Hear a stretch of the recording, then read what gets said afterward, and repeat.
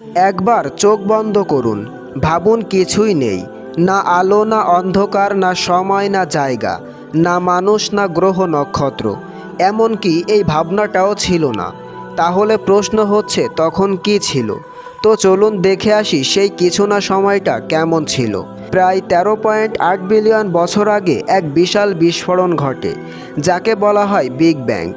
এই big bang বলতেই আমরা অনেকে ভাবি বড় একটা শব্দ বিস্ফোরণ, কিন্তু না, এই বিস্ফোরণের আগে কোনো শব্দ ছিল না, কারণ শব্দ ছড়ায় বায়ুর মধ্যে, আর তখন বায়ু ছিল না, তখন কোনো জায়গাও ছিল না, সময়ও ছিল না, এমনকি আগে বা পরে এই শব্দগুলো তখন অর্থহীন। শুধু ছিল বিগ ব্যাং নামক এক অদ্ভুত বিন্দু, যা অতিরিক্ত গরম, অতিরিক্ত ঘন। এটা এমন এক বিন্দু যেখানে পুরো মহাবিশ্ব গ্রহ তারা গাদাগাদি করে আটকে ছিল।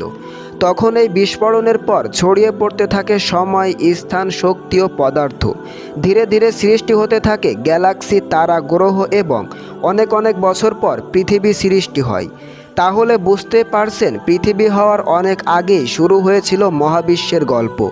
কিন্তু এই বিগ ব্যাং কোথা থেকে এলো? কেনই বা বিস্ফোরণ ঘটল? এ প্রশ্নের উত্তরে আল্লাহ তাআলা কুরআনে উল্লেখ করেছেন, আকাশমণ্ডলী ও পৃথিবী একসাথে ছিল, পরে আমি তা পৃথক করে সৃষ্টি করেছি। আধুনিক বিজ্ঞানও ঠিক একই কথা বলেছে।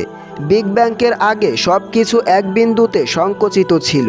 আর কুরআনও বলছে আকাশ ও পৃথিবী একত্রিত ছিল, পরে আল্লাহ তা আলাদা করেছেন। তাই মনে রাখুন, এই পৃথিবী, এই জীবন সবই শুরু হয়েছে এক মহান হুকুমে। একদিন আবার সেই হুকুমেই সব শেষ হয়ে যাবে।